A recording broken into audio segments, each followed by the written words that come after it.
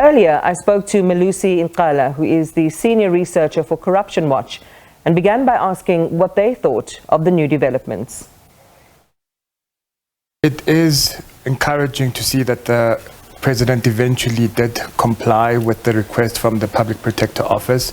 That said, it's very unfortunate that it came at a time when he was essentially forced to do so because of the Public Protector Office saying that they were planning on serving him a subpoena, but also that there was public pressure for him to perform. And we expect much better actually from a leader that has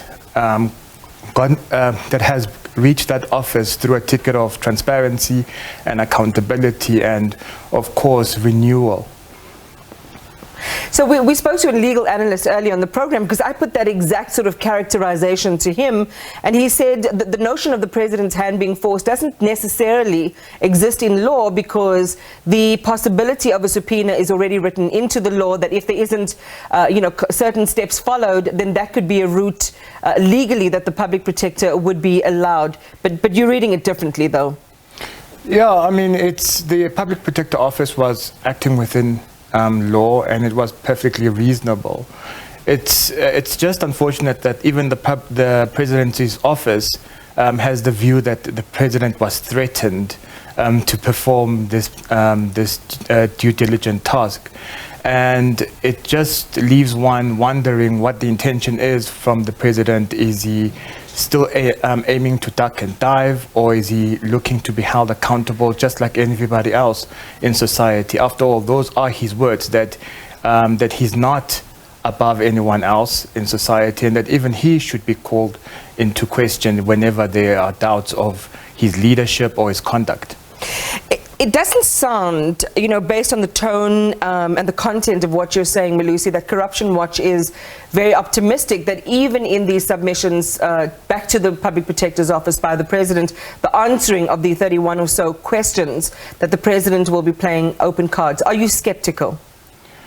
It's the President's conduct prior to submitting these responses that leaves one thinking, what is next? Is he still going to play the political game?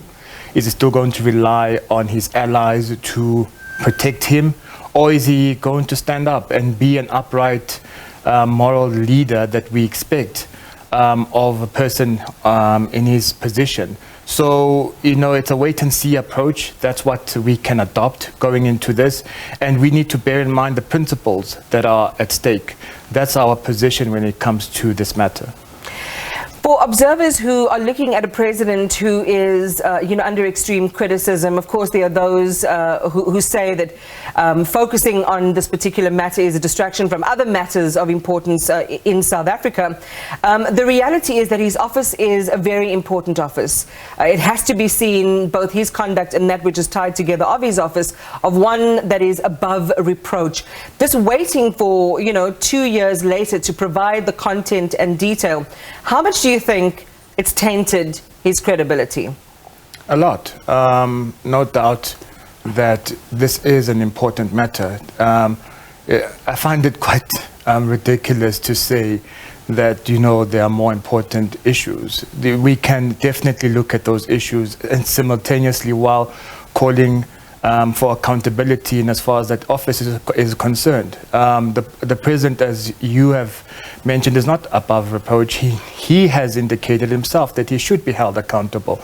We're dealing with matters relating to criminality here and possibly also corruption. We're talking about allegations of bribery, kidnapping, torture. So what else is more important when it comes to asking for accountability and asking for a leader that is ethical to occupy that office? Melusi Ncala, thank you very much for talking to us, speaking on behalf of Corruption Watch.